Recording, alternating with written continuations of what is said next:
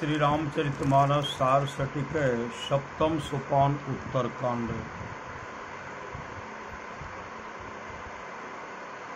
अवधपुरी पहुँचे राम जी विमान पर से उतरकर सब गुरुजनों, भाइयों, पूर्वजनों एवं माताओं से मिले। उत्तम समय विचार गुरु वशिष्ठ ने राम जी को सिंहासन पर बिठाकर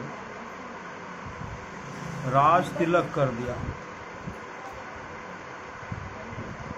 राम जी नीति के सब अंगों का उत्तमता से पालन करते हुए राज करने लगे और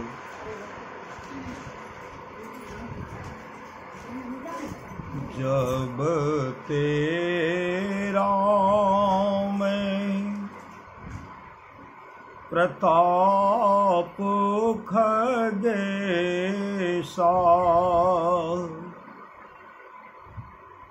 उदित भयउ अति प्रबल दीनेशा।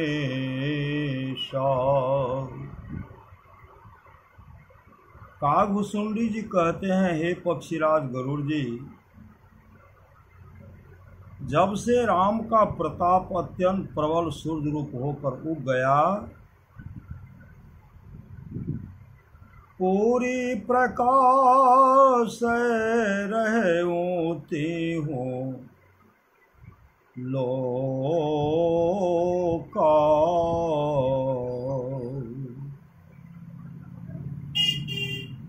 बहुतन सुख बहुतन मन शोका।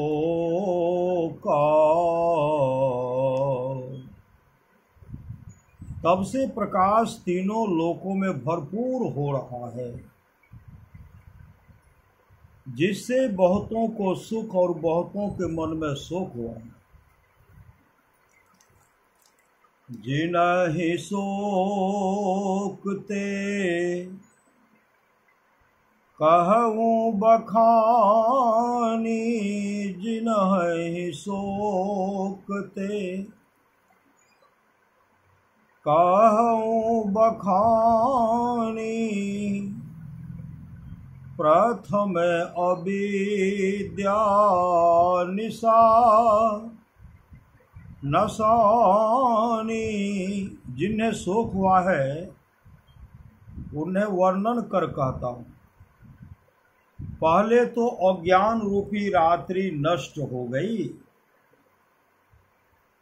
अघ उलूक जहाँ तहाँ लुकाने,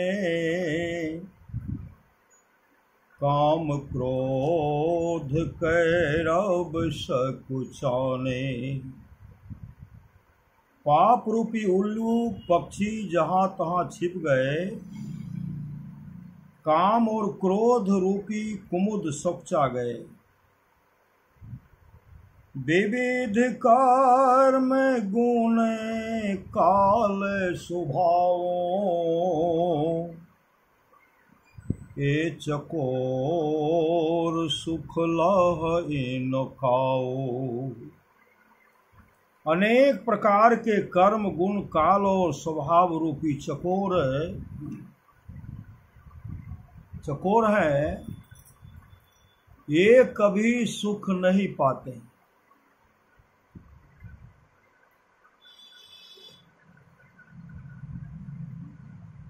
इस उपाय का तात्पर्य है कि गुण काल कर्म और स्वभाव शक्तिहीन हो गए, अर्थात इनकी प्रबलता न रही। जब तक भेदी भक्त अंतर में भक्ति योग के सूक्ष्म साधन द्वारा त्रिकुटी ओम पद तक न पहुँचे, तब तक कर्म गुण काल और स्वभाव की प्रबलता घट गई है, ऐसा वह देख नहीं सकता। मत शरमान मोह मद चोरा, इन कर हूँ नैरन कब निहूँ ओरा। डाह प्रतिष्ठा का विचार, अज्ञानता और अहंकार चोर है। इनकी कला किसी और न रही। धर्म तरा गए ज्ञान विज्ञाना, ये पंकज बिकसे विधिनाना। धर्म रूपी तालाब में ज्ञान और विज्ञान रूपी अनेक प्रकार के कमल है, ये खिल गए। सुख संतोष विराग विवेका, विगत शोक ये कोक अनेका। सुख संतोष विराग और विवेक ये अनेक चकवा पक्षी शोक रहित हो गए। यह प्रताप रपि रवि जाके उरे, जब करई प्रकाश।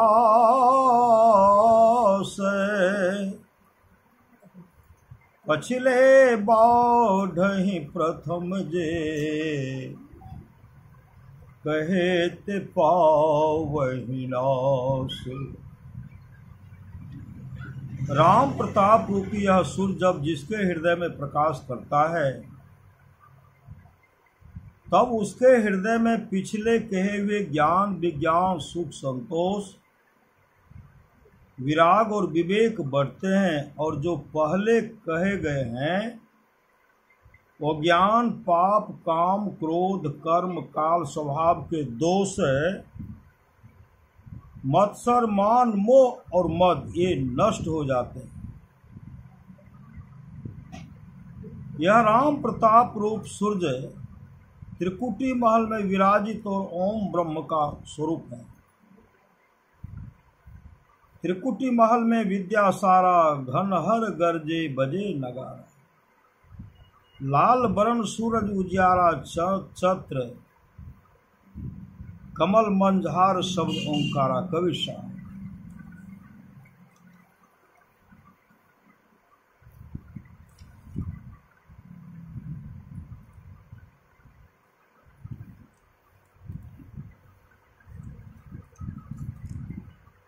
भक्ति योग के सच्चे साधकों को अपने हृदय में यह तब दरसता है जब वे रामचरितमानस में वर्णित नवधा भक्ति की छठी भक्ति का साधन पूर्ण रूप से कर लेते हैं।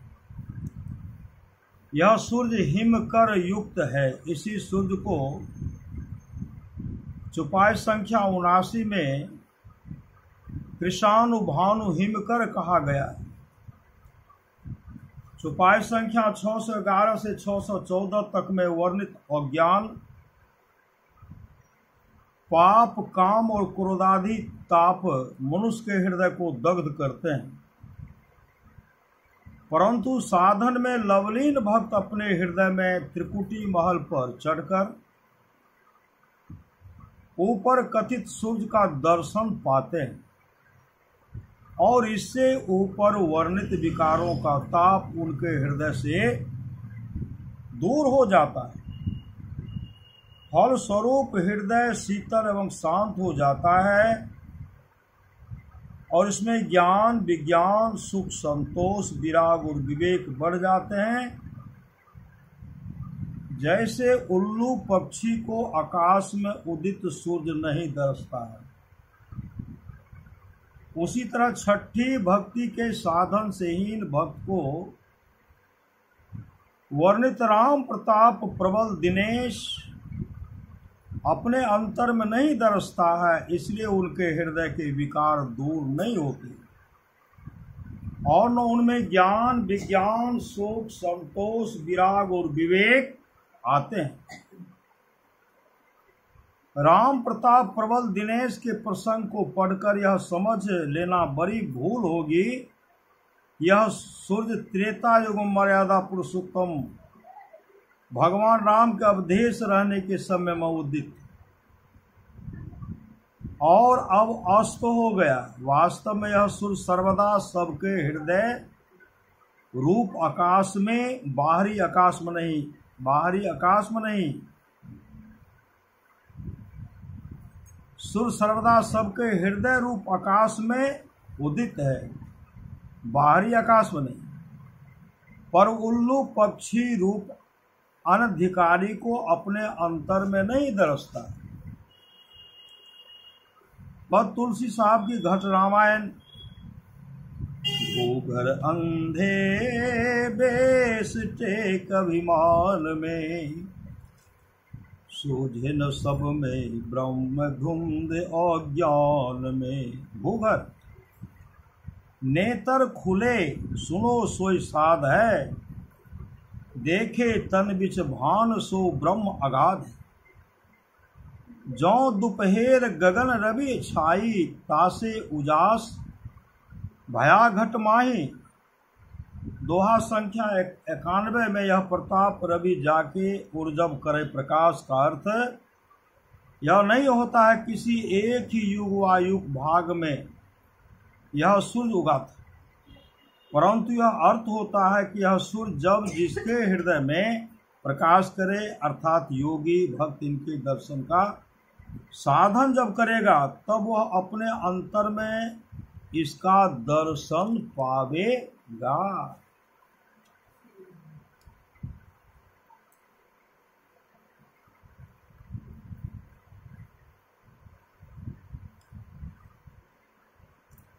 यद्यपि चौपाई संख्या 609 से दोहा 91 तक में जिस प्रसंग का वर्णन है वह यथार्थ में अंतरी भेद योग का रहस्य है, और काकभुसुंडी ने जैसा अपने अंतर में दर्शन पाकर फल प्राप्त किया है उसी का वर्णन किया है। तथापि गोस्वामी तुलसीदास जी ने इसको इस ढंग से लिखा है कि जिनको रामचरितमानस में देखने के लिए योग चक्षु प्राप्त नहीं है, उनको इसमें योग रहस्य सूझ नहीं पड़ता। चौपाई संख्या 118 और 121 में रामचरितमानस में देखने के लिए योग चक्षु का वर्णन है। योग चक्षु मतलब योग करना, ध्यान करना। श्री सद्गुरु देवाल से हट के। अतएव यह ज्ञान प्राप्त करने के लिए इन दोनों चौपाइयों के अर्थों के सहित पोस्ट में लिखे वर्णन को पढ़िए। प्रथम सोपान बालकांड में जहां रामचरितमानस नाम रखकर उसकी महिमा गाई गई है, वहां की सुपाई नव रस जप तप जोग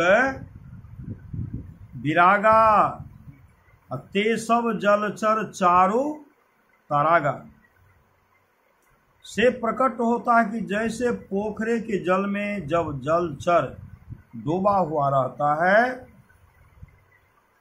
वह तब जल के ऊपर ऊपर नहीं दरसता है, पर जब जल आदि से यत्न करके पकड़ा जाता है तब उसका रूप ठीक ठीक दरसता है। इसी तरह योग रूप जलचर रामचरितमानस रूप तराग के कथा रूप जल में छिपा हुआ है। इसको पकड़ने के लिए भक्ति का विचार, भेद और साधन आदि ही जाल स्वरूप है। इस जाल से पकड़ जाने पर उस भक्ति योग जलचर का रूप ठीक ठीक दरसता है, परंतु जो इन साधनों से हीन है, जिन्होंने यह समझ प्राप्त नहीं की है इस मानस में किस आंख से देखना चाहिए, किस आंख से देखना चाहिए, कौन आंख से? ये आंख से, अंतर की आंख से, अंतर की आंख से।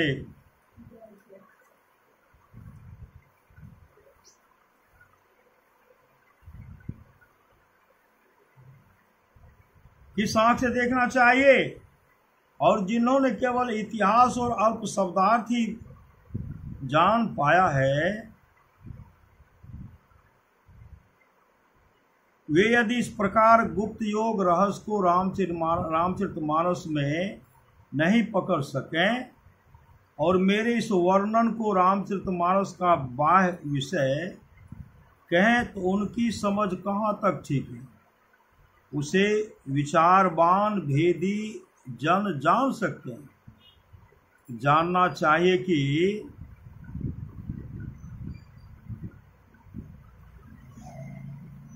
गोस्वामी तुलसीदास जी महाराज ने रामचरितमानस में योग को जलचर बना रखा है, और जैसे जलचर जल गर्भ में छिपा रहता है, तराग में ऊपर से केवल जल ही जल दिख पड़ता है, उसी तरह रामचरितमानस में योग गुप्त रीति से वर्णित है, पर ऊपर से देखने में वह रामचरितमानस केवल कथाओं से भरा मालूम पड़ता है। जलचर को पकड़ने वाले जैसे युक्ति से जल पुंज से उसे पकड़ लेते हैं, उसी तरह विचारवान भेदी जन रामचरितमानस योग जलचर को निकाल लेते हैं, जो रामचरितमानस के इस तत्व को नहीं समझ सकते।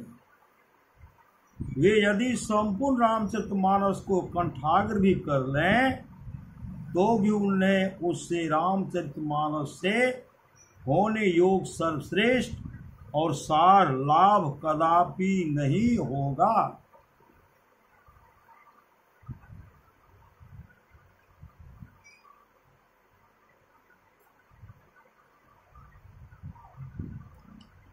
अब आगे कथा इस प्रकार चलती है। एक बार सनकादिक सनक सनंदन सनातन और सनत कुमार राम जी के पास आए।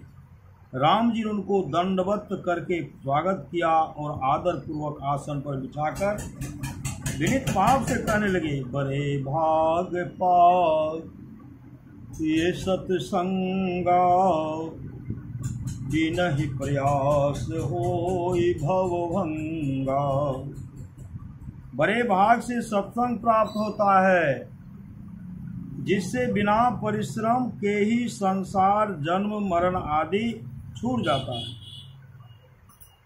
संत संग अपवर्ग कर कामी भव कर पंथ,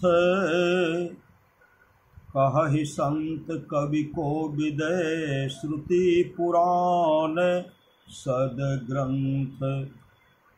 संतों का संग मोक्ष का और कामी पुरुषों का संग संसार का मार्ग है। संत कवि पंडित वेद पुराण और सदग्रंथ ऐसा कहते हैं। श्री सद्गुरु महाराज की